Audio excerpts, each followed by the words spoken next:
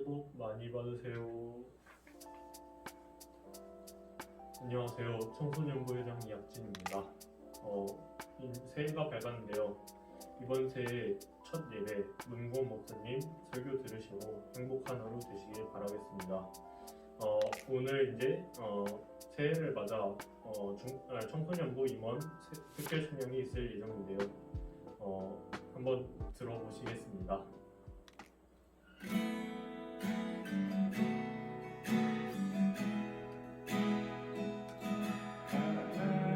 하나님은 너를 지키시는 자 너의 우편에 늘 되시니 낮에 해와 밤은 달도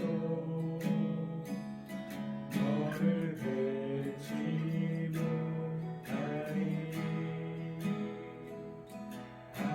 하나님은 너를 지키시는 자 너의 환난에 함께하시니 그가 너를 도우시리라. 너의 주님을 지키시리라. 눈을 들어 산을 보아 너의 도움 어디서 오나. 천지 지으신 너를 만드신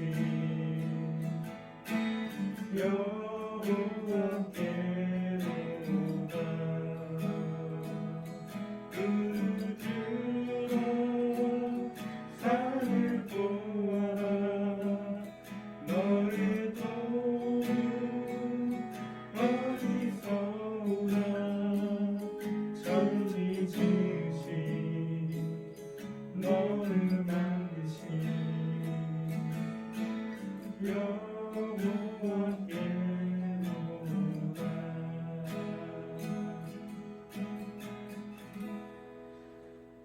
기도드리시겠습니다. 사랑이 많으신 하나님 아버지, 2021년을 맞아 새해 첫 주 예배를 드릴 수 있게 해주셔서 감사합니다.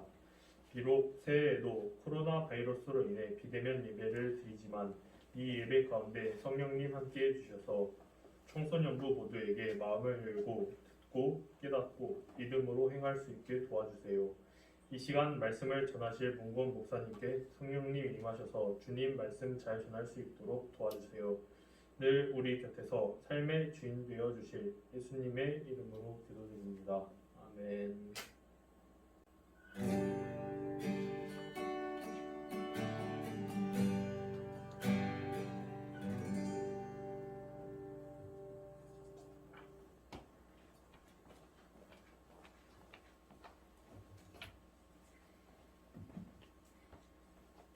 오늘 우리에게 주신 하나님의 말씀은 창세기 1장 1절에서 5절 말씀입니다.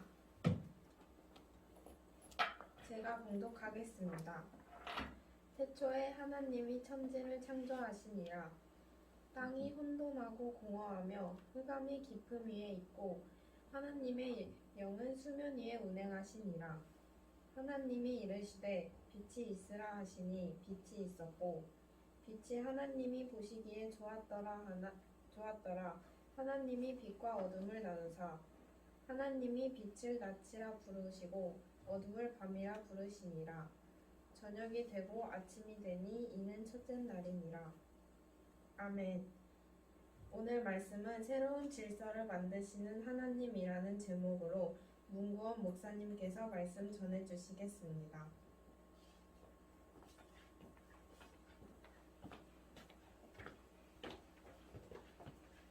샬롬, 안녕하세요. 우리 지난 일주일 동안 잘 지냈나요? 이제 벌써 2020년이 가고 2021년 새해가 밝았습니다. 올해는 하얀 소의 해라고 해요. 소의 해입니다. 소띠가 누군가요? 소띠. 여기서 소띠 있는 사람이 있어요? 누가 소띠지? 나중에 한번 알아봐야겠네. 외상견이 소띠인가? 있나 모르겠네요. 어쨌건 여러분 새해 맞아서 여러분 하나님께서 주시는 복들 많이 많이 받고 많이 많이 발견하고 많이 많이 누리는 우리 학생들이 되게 진심으로 기도합니다. 여러분 오늘 본문은요 여러분이 정말 가장 많이 봤던 구절일 거예요. 이게 왜 가장 많이 본 구절일까? 왜냐면 항상 우리가 어떤 계기를 맞아서 그래 나 이제부터 말씀 잘 읽을 거야 하고 결심하면서 역시 그래도 성경을 알려면 역시 처음부터 읽어야지 이렇게 생각하면서 호기롭게 성경책을 딱 펼치면서 어디를 펼치죠? 창세기 1장을 펼치죠. 네, 그래서 창세기 1장은 아주 여러분들이 많이 읽어본 그런 장일 거예요. 그리고 며칠 지나서 다시 성경책은 먼지가 쌓여가고 일주일에 주일만 열어보는 그런 상황이 반복되죠. 오늘은 2021년 첫 번째 주일입니다. 그래서 혹시 우리 청소년부 학생들 중에서도 내가 이번 연도에는 말씀을 좀 읽어볼까? 라고 생각하는 친구가 있을지도 라고 생각하는 건 희망사항일까요? 여러분 말씀을 읽어야 돼요. 여러분 산덕교회 청소년부 여러분 목사님이 지금부터 살짝 조금 뻔한 얘기를 할 건데 뻔하다고 해서 머릿속 멍하면서 스킵하지 말고 잘 생각하면서 들어줬으면 좋겠어요. 여러분 말씀을 읽어야 여러분이 앞으로의 인생을 살아갈 힘을 얻을 수가 있습니다. 말씀을 읽고 그 말씀 안에 있는 살아계신 하나님을 만나게 되면요 여러분 내면에 힘이 생겨요. 여러분 속에 중심이 잡혀요. 여러분 속에 기둥이 생겨요. 기둥이. 뭔가가 정리되지 않고 도대체 인생이 뭐가 뭔지 알 수 없는 그런 여러분의 삶 속에서 질서가 잡힙니다. 사람이 왜 살아야 되는지, 무엇을 하며 어떻게 사는 게 사람인 건지 본질을 알 수가 있다는 얘기예요. 여러분 내 내면에 질서가 잡히고 중심이 잡히는 것이 왜 중요한가에 대해서 이야기를 한번 해볼게요. 여러분 지금 우리는 엄청난 속도로 발전하는 시대 속에 살고 있어요. 어떤 홈페이지에서 제가 이런 글을 읽었는데요. 우리가 타임머신을 타고 과거로 가서 과거 시대 사람을 태우고 현재로 왔을 때 그 과거 시대 사람이 놀라서 쓰러지게끔 만들려면 최소한 얼마 정도의 과거를 가야 하는가라는 글을 읽었어요. 거기에서는요. 너무 먼 과거 말고 최소한의 과거를 가정을 두고 생각을 해보면 그 홈페이지에서는 250년 전 과거로 돌아가는 걸 예로 들었어요. 계산하기 쉽게 2020년이라고 치고 2020년에서 250년 전이면 몇 년이죠? 여러분 산수 몇 년이죠? 250년 전.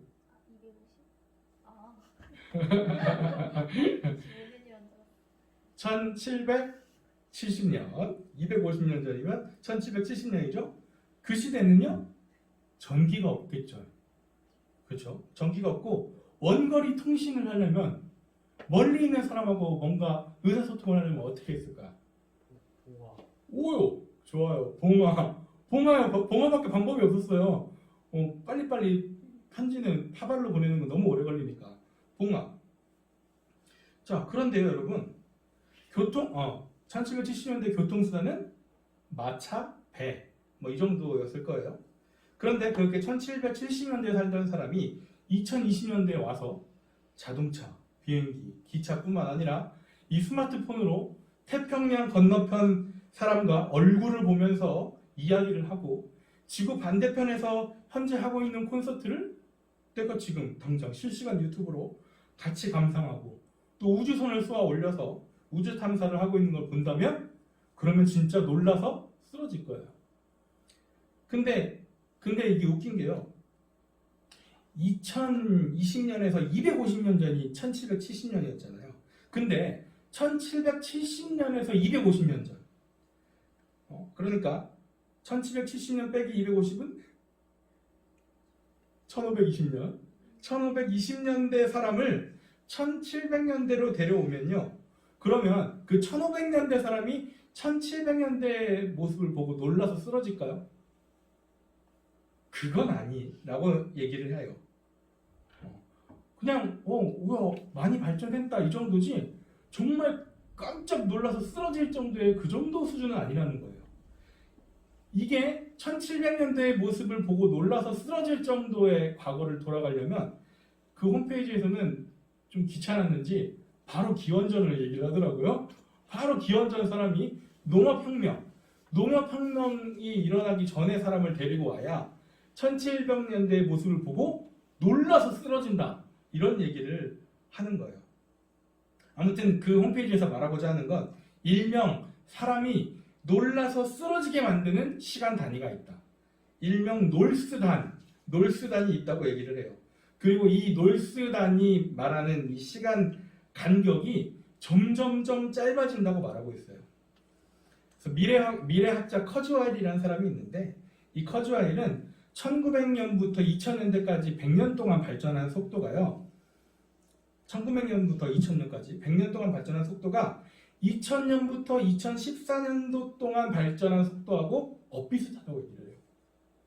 지난 100년 동안 발전한 속도를 2000년대는 21세기에는 14년 만에 발전시켜버린 거죠. 그리고 2014년부터 올해가 2021년인데 2014년부터 2021년 즉 7년 동안 발전한 속도가 1900년부터 2000년대 100년 동안 발전한 속도하고 엇비슷하대요. 아까는 2000년부터 2014년 이거 14년 걸렸잖아요. 근데 같은 양의 발전, 같은 수준의 발전이 이번에는 14년부터 21년 7년밖에 안 걸린 거예요. 점점점 발전 속도가 어마어마하게 빨라진다는 거죠. 그리고 이 속도면 얼마 지나지 않아서 단 1년 동안 발전한 속도가 1900년부터 2000년대까지 이 100년 동안 발전한 속도하고 엇비슷해지는 시기가 올지도 몰라요. 이렇게 따지면 오늘 지금 2021년에 살고 있던 사람이 아까 말했던 일명 놀수단, 놀라서 쓰러지는 단계를 경험하게 되는 미래가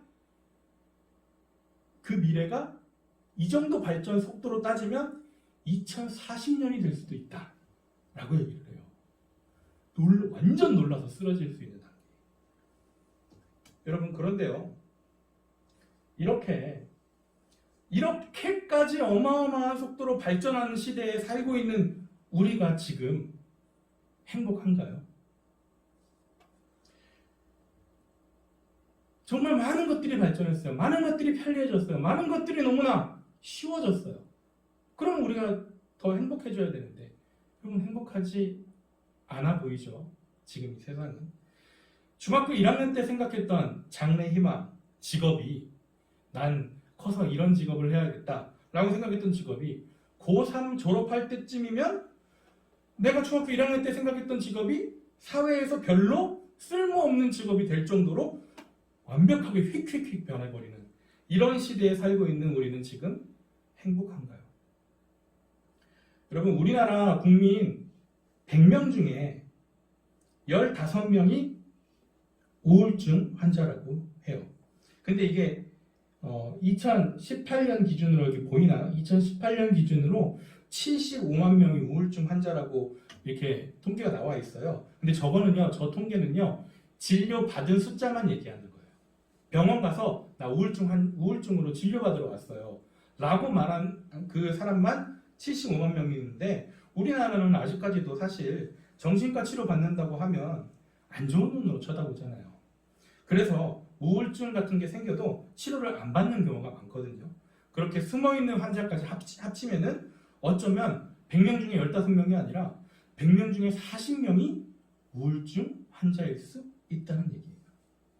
그리고 여러분 얼른 커서 대학생 돼서 성인 되고 싶죠? 그런데 지금 여러분이 살고 있는 시대는 정말 슬프게도 10대보다 20대가 훨씬 더 우울하고 힘든 시대인 거 알고 있나요? 여기 보면요. 10대가 정신 관련 질환 증가율이 66%가 되고요. 20대의 정신질환 관련 증가율이 90.6%가 된다고 해요.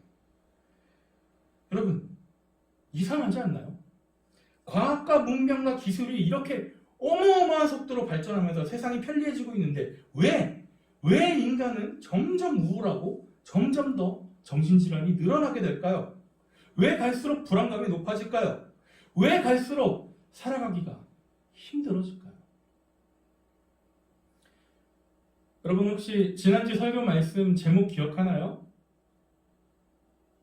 설교 말씀 제목 기억하는 사람? 예, 설교 제목이 무엇을 담을 것인가? 라는 제목이었고요. 그 설교의 첫 번째 포인트가 뭐였죠? 첫 번째 포인트, 겉모습을 꾸미는 것보다 더 중요한 건 내 내면을 하나님의 형상으로 재우는 것이다 라고 얘기를 했고요. 설교 마지막 결론 부분의 포인트는 하나님 형상대로 살아가는 것이 진짜다. 그리고 우리의 본 모습은 하나님 형상이 맞다 라는 거였죠. 여러분, 사람이 가면 갈수록 우울해지고 불안해지는 이유, 그 이유는요, 내 내면에 본질이 아니라 엉뚱한 것이 담겨있기 때문이에요. 여러분, 지금 내 내면을 한번 잘 들여다보세요. 지금 현재 내 중학생인 내 현재, 고등학생인 내 현재는 뭘 목표로 하고 살고 있어요? 남들보다 좀 더 돈 벌어서 게임도 좀 즐기고 멋진 이성도 만나고 멋진 차도 가지면서 세상이 계속해서 발명해내는 그런 최신 문물들을 좀 편리하게 즐기고 싶다. 이게 내 인생의 목표가 되어 있지는 않나요? 그런 것이 인생의 목표가 되니까요, 항상 불안해질 수밖에 없습니다. 내가 어느 순간 최신 문물들을, 최신 IT 기기들을 가지지 못하면 어떡하지? 즐기지 못하면 어떡하지? 그러면 나만 뒤처지는 거 아니야? 남들보다 돈 좀 못 벌고 남들 다 갖고 있는 거 내가 가지지 못하면 어떻게? 계속해서 내 옆 사람과 나를 비교하면서 어느 순간 내가 도태될까봐 불안해하는 거죠. 여러분, 이게 아마요, 가면 갈수록 과학기술이 발전하면 발전할수록 더 심해질 겁니다. 왜냐하면 눈부시게 아주 휙휙휙 바뀌어버리니까요. 인류의 발전 속도가 어마어마하게 빨라지니까요. 계속해서 신기술들이 나오고 생전 처음 접하는 그런 신제품들이 나오면서 이걸 누리지 못하는 사람들이, 갖지 못하는 사람들이 불행해질 거예요. 그리고 앞으로요, 계속해서 더 불안한 삶을 살게 될지도 몰라요. 왜냐하면 평생 직업이 없어질 것 같거든요.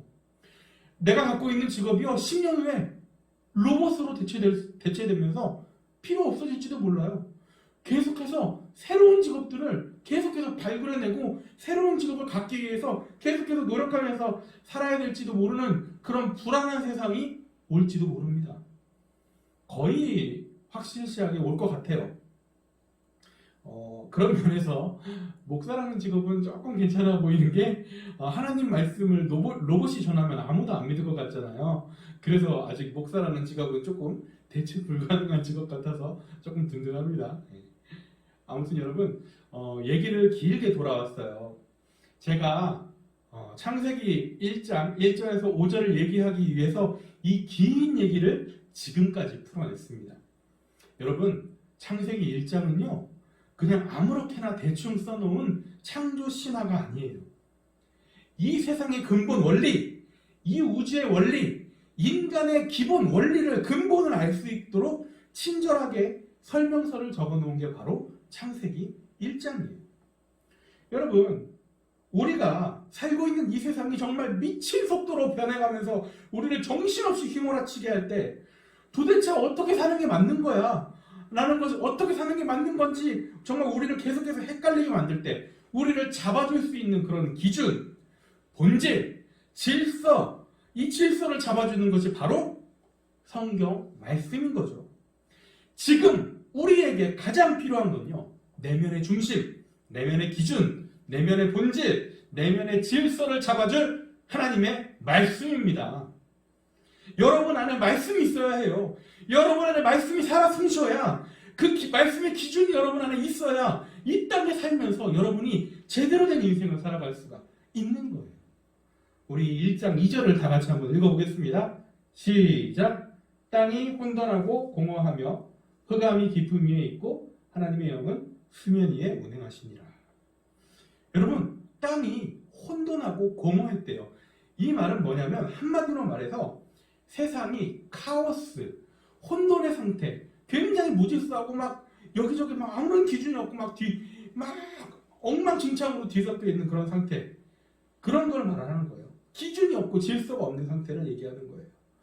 그런데 이 세상이 어떻게 변했는지 한번 보시면 3절에서 4절 읽어보겠습니다. 시작. 하나님이 이르시되 빛이 있으라 하시니 빛이 있었고 빛이 하나님이 보시기에 좋았더라. 하나님이 빛과 어둠을 나누사. 여러분, 질서가 없는, 아까 카오스, 혼돈 상태라고 그랬죠? 질서가 없는 카오스의 세상에 하나님께서 코스모스, 즉 질서를 세워주세요. 무슨 말이냐면 무엇뭐가 있어라, 무엇이 나뉘어라 하는 이 말씀들이요, 하나님께서 아무런 생물들이 살지 못하는 카오스의 상태였던 그 세상에 하나님이 빛이 있어라, 그리고 빛과 어둠이 나뉘어라 하면서 질서를 세워주시잖아요. 경계를 세워주시고 이렇게 이런 공간을 만들어주시자 점점점 어떤 공간으로 변해갈까요? 생물들이 살 수 있는 환경으로 변해가는 걸 볼 수 있어요. 혼돈의 경계선이 그어지고 생명들이 살 수 있는 구역이 생기기 시작한 거예요. 여러분, 창세기 1장은요, 이 세상이 어떻게 생겼냐라는 그 질문에, 이런 과학적인 질문에 답하는 말씀이 아닙니다. 이 세상이 왜 생겼는가라는 철학적인 질문에 답하는 말씀에 가까워요. 그렇기 때문에 여러분, 과학적으로 접근을 하면 창세기 1장이 본래 전하고자 하는 의도를 전혀 파악할 수가 없어요. 이게 무슨 말인지 예를 한번 들어볼게요. 자, 내일도 여전히 해가 뜹니다. 이 문장을 읽으면 여러분 어떤 생각이 드나요? 아무 생각이 안 들죠? 예, 여러분, 내일도 여전히 해가 떠요. 이 말은요, 보통 힘과 희망을, 정말 힘들고 지쳐있는 사람한테, 야, 너 힘 좀 내. 너 지금 그렇게 힘든 상태지만 내일도 여전히 해가 뜨고 내일도 여전히 너에게 내일이라는 시간이 주어질 거야. 힘을 내. 라는 이런 어떤 일종의 시 같은 문장이에요.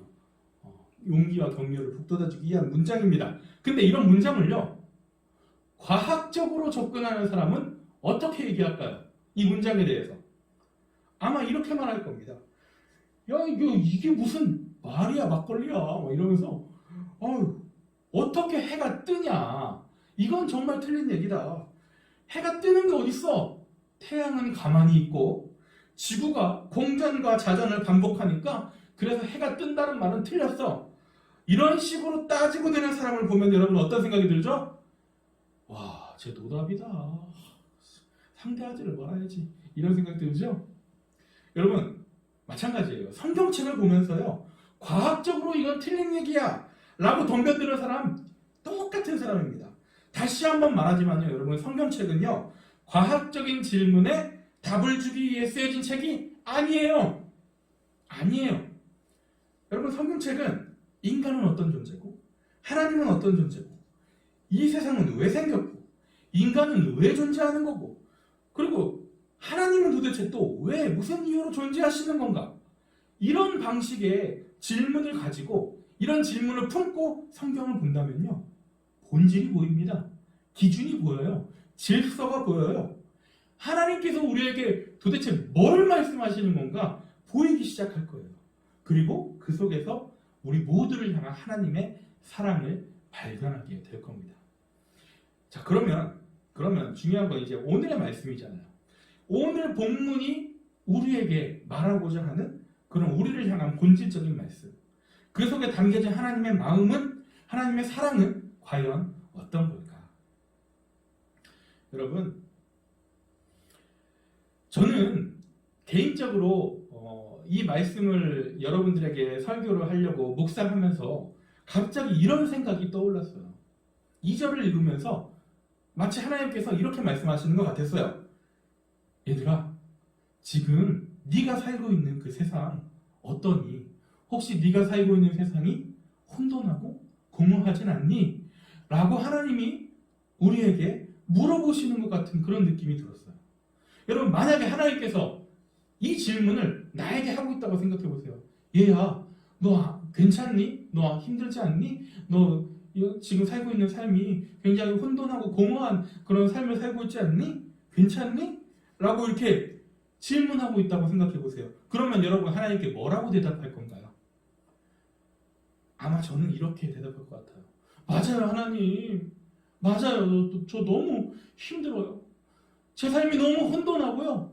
뭘 어떻게 살아야 될지도 모르겠고 내가 뭘 좋아하는지도 모르겠고 의미도 없어요. 공허해요. 삶이 너무 공허해요. 힘들어요, 하나님. 이렇게 대답할 것 같아요. 그러면 이런 나의 대답에 하나님께서 또 뭐라고 대답하실 것 같아요? 저는 그 다음의 대답이 하나님의 대답이 3절 같아요. 3절에 하나님 뭐라고 말씀하시죠? 빛이 있으라 라고 말씀하시잖아요. 이 3절의 말씀이 마치 우리들을 향해서 정말 혼돈과 공허로 힘들어하고 있는, 아파하고 있는 우리들을 향해서 빛이 있으라 라고 말씀하시는 것 같아요. 만약에 하나님께서 정말 나에게 이렇게 내 마음이, 나의 삶이, 나의 내면이 혼돈과 공허 속에 휘몰아쳐져 있는데 그런 나에게 하나님께서 빛이 있으라라고 말씀하시면 어떻게 될까요? 어떻게 될까?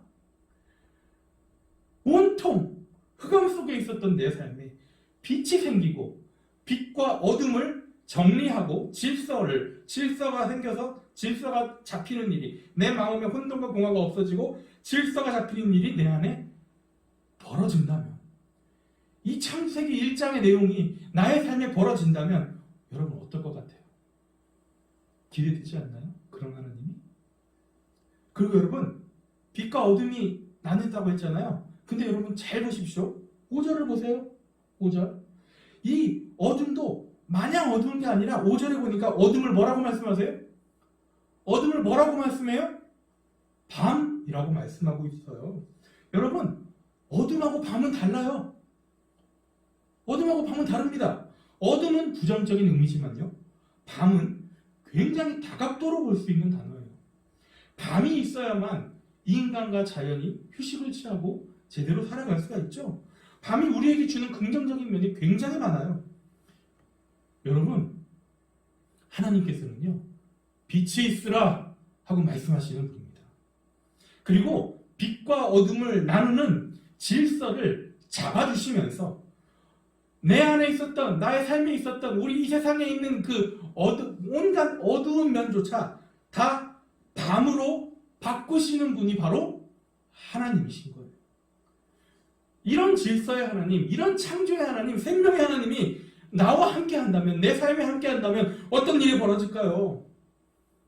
이렇게 빠르게 변해가는 세상 속에서 기준이 없고 중심이 없어서 이리저리 흔들리면서 혼돈과 공허 속에 살아가는 우리들에게 진짜 중심과 본질, 기준, 질서를 세워주시는 일, 그리고 내 안의 어둠까지도 밤으로 바꿔주시는 일들이 나의 삶에, 여러분의 삶에 벌어지지 않을까요?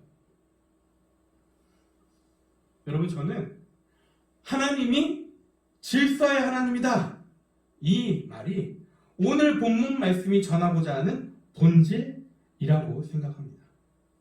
여러분, 질서의 하나님이 함께 하실 때요, 지금껏 경험해보지 못했던 새로운 하나님의 질서의 기준으로 인해서 여러분의 삶의 창조와 생명이 시작됩니다. 부정적인, 내 안에 있는 부정적인 어둠조차, 이 세상에 있는 부정적인 어둠조차 다 밤으로 바꿔버리시는 그런 놀라운 일들이 하나님을 통해 벌어집니다. 여러분, 이렇게 새롭게 하시는 하나님을 우리는 만나야 해요. 질서와 창조와 생명의 하나님을 나의 하나님으로 받아들인다고 여러분 정말 간절히 기도해 보세요. 그렇게 기도하면, 그렇게 하나님 말씀을 가까이 하면, 그렇게 내 삶의 질서의 하나님을 받아들이면 여러분의 삶은요, 하나님께서 여러분의 삶을 보시기에 좋았더라, 이런 말씀이 나오시는 그런 삶으로 하나님께서 여러분을 계속해서 변화시키시고 질서를 잡아주시고 새로운 생명을 창조해 주실 줄 믿습니다. 산들교회 청소년부 학생 그리고 교사 여러분, 삶이 혼돈하고 공허하십니까? 힘드십니까? 우울하십니까? 그렇다면요, 지금이 질서의 하나님을 경험할 최고의 기회입니다. 2021년 12월 31일에 우와, 정말 질서의 하나님이 내 삶에 새로운 질서를 세워주셨어. 새로운 것들을 창조해 주셨어. 이렇게 고백하며 감사 찬송하는 우리 산적교회 청소년부 모든 구성원이 되기를 진심으로 축복하며 기도합니다. 여러분, 이 시간 함께 찬양했으면 좋겠습니다. 목사님이 오늘 시선이라는 곡을 가지고 왔어요. 이 시선이라는 곡의 가사를 보면요, 이런 가사가 있습니다. 내게로부터 눈을 들어 주를 보기 시작할 때 주의 일을 보겠네. 혼돈하고 공허한 내게로부터 눈을 들어서 질서의 하나님을 바라보기 시작할 때 주님께서 하시는 일, 나의 삶의 질서를 잡아주시고 나의 삶의 생명을 참겨주시는 그 주님의 일을 보겠다는 말이죠. 내 작은 마음 돌이키사 하늘의 꿈꾸게 하네 주님을 볼 때. 여러분, 이 찬양을 들으시면서 이 찬양을 하나님께 올려드리면서 하나님, 저 정말 이제 정말 주님을 바라보길 원합니다. 나의 삶의 질서를 주시고 나를 새로운 생명의 길로, 새로운 기준으로, 정말 본질적인 삶으로 이끌어주시는 그 하나님을 바라보기 원합니다. 아버지, 내 삶이 주님과 함께하는, 주님과 동행하는 그런 내 삶이 주의 역사가 될 수 있도록 나를 인도해 주시라고 정말 간절한 마음으로, 기도하는 마음으로 함께 찬양했으면 좋겠습니다.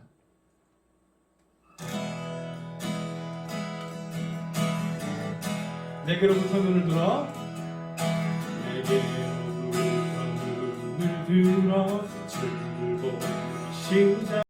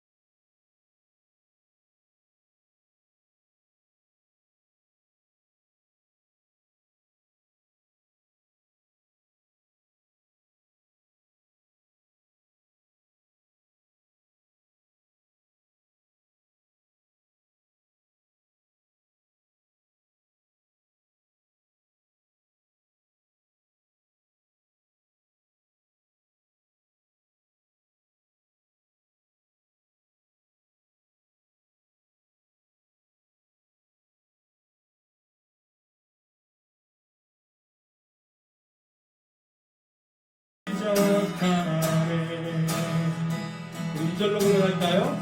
성령이 나를 변화시켜, 성령이 나를 변화시켜 모든 두려움 사라질 때 주의 일을 보겠네. 황폐한 땅 가운데서 주님만 알게 되리. 주님을 볼 때 다시 한번 성령이 나를 변화시켜, 성령이 나를 변화시켜 모든 두려움 사라지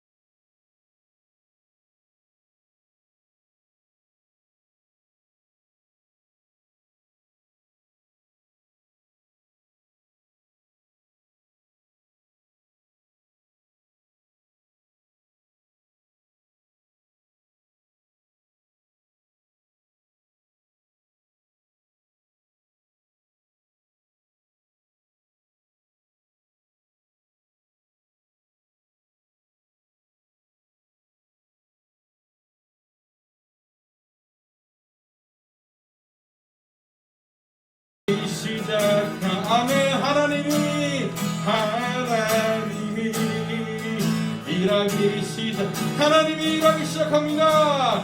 하나님이 일하기 시작하네.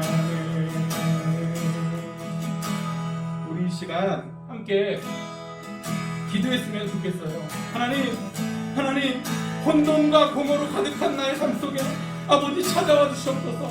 아버지 내게로부터 눈을 들어 아버지의 질서를 잡아주시는 그 하나님을 바라보길 원합니다. 내 안에 새로운 생명을 창조하시는 그 주님을 바라보길 원합니다. 아버지 내 작은 마음 돌이켜줘서 나의 황폐한 마음 한가운데에 와주셔서 주님 마음을 부어주시고 아버지 온전히 주님과 함께 나가며 아버지의 그 창조의 역사를 아버지의 그 질서의 역사를 경험해 나가는 우리가 될 수 있도록 아버지 함께 해주시라고 우리 한번 다 같이 간절한 마음으로 기도하겠습니다. 하나님 아버지 우리 학생들 아버지 기도하고 있는 아버지 모든 아버지 지체들을 주님 기억하여 주셔서 아버지 정말 너무나도 힘든 삶을 살고 있습니다. 아버지 언제 어느 때 어떻게 될지 모르는 아버지 혼돈하고 공허한 세상 아버지 기준이 흔들리고 아무것도 확실하지 않는 아버지 이러한 세상에 살고 있습니다. 아버지 우리가 다른 거 바라보지 않아도 정말 아버지 진정으로 우주의 질서가 되시는 분 아버지 우리 인간의 본질이 되시는 분 아버지 그 하나님 하나님을 아버지 우리가 받아들이고 그 하나님께 또 한 걸음 나아가서 아버지 온전히 내게로부터 눈을 들어 주님을 바라보길 간절히 소원하오니 아버지 이 시간 우리 기도하고 있는 학생들 하나하나에게 주님 그 마음 가운데 찾아가 주셔서 아버지의 학생들의 삶 가운데 질서가 되어주시고 학생들의 삶 가운데 중심이 되어주시고 학생들의 삶 가운데 아버지 그 놀라운 생명의 빛을 창조하시고 경험할 수 있도록 인도하여 주셨고 우리의 힘으로 할 수 없사오니 아버지 하나님께서 우리 학생들에게 찾아와 주셔서 빛이 있으라 빛과 어둠이 나뉘고 어둠은 밤이라고 불리하라고 말씀하여 주셨소서. 아버지 하나님 우리 학생들 아버지 긍휼히 여겨주시고 함께하여 주시옵소서.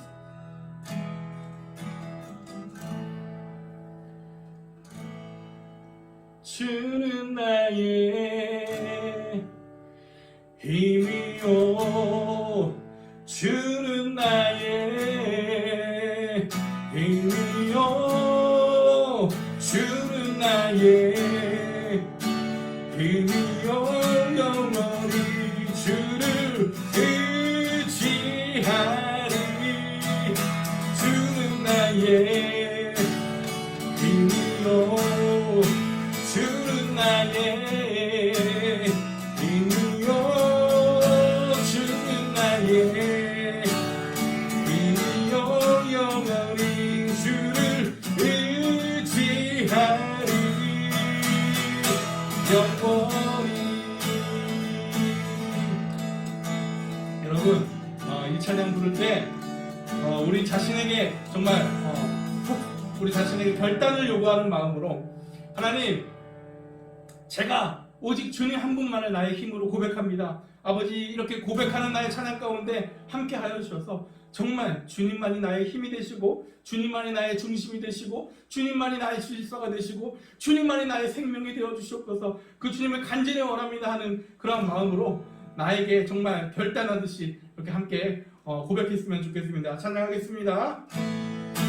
주는 나의 아멘 힘이요 주는 나의 힘이요 주는 나의 힘이요 영원히 주를 의지하리 주는 나의 아멘 힘이요 주는 나의 힘이요 주는 나의 힘이요 영원히 주를 의지하리 한 번 더 주님은 나의 힘이십니다. 아멘 주는 나의 힘이요 주는 나의 힘이요 영원히 주를 우리 마지막으로 한 번만 더 고백하겠습니다.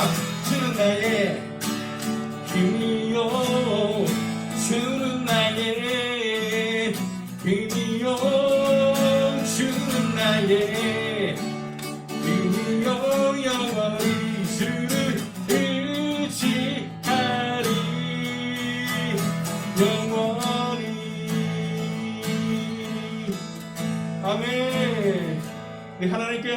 박수 돌리겠습니다. 할렐루야. 주님만이 나의 힘이십니다. 주님만이 나의 생명 되십니다. 아멘. 하나님, 그렇습니다. 이 세상 그 어느 것도 우리를 채워주지 못하고 우리의 본질이 되지 못합니다.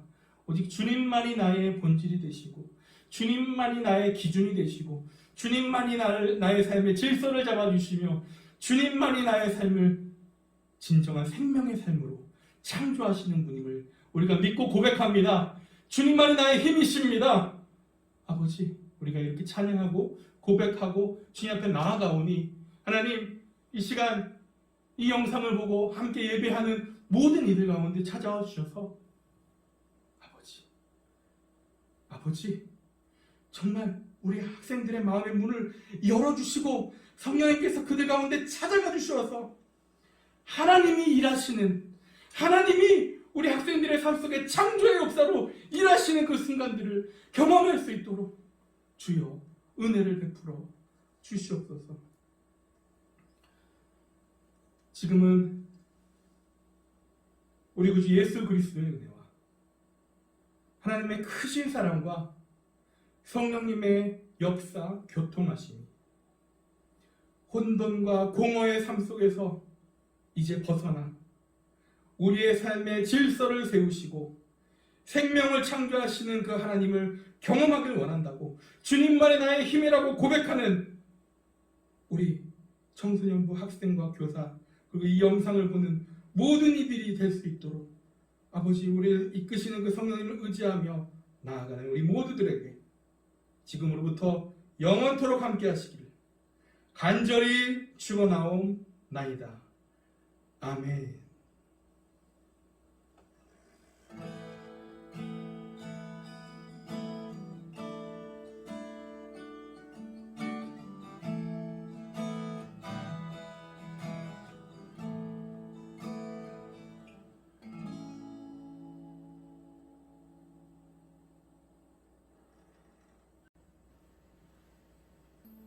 (2021년) 첫 번째 주일 청소년부 광고입니다.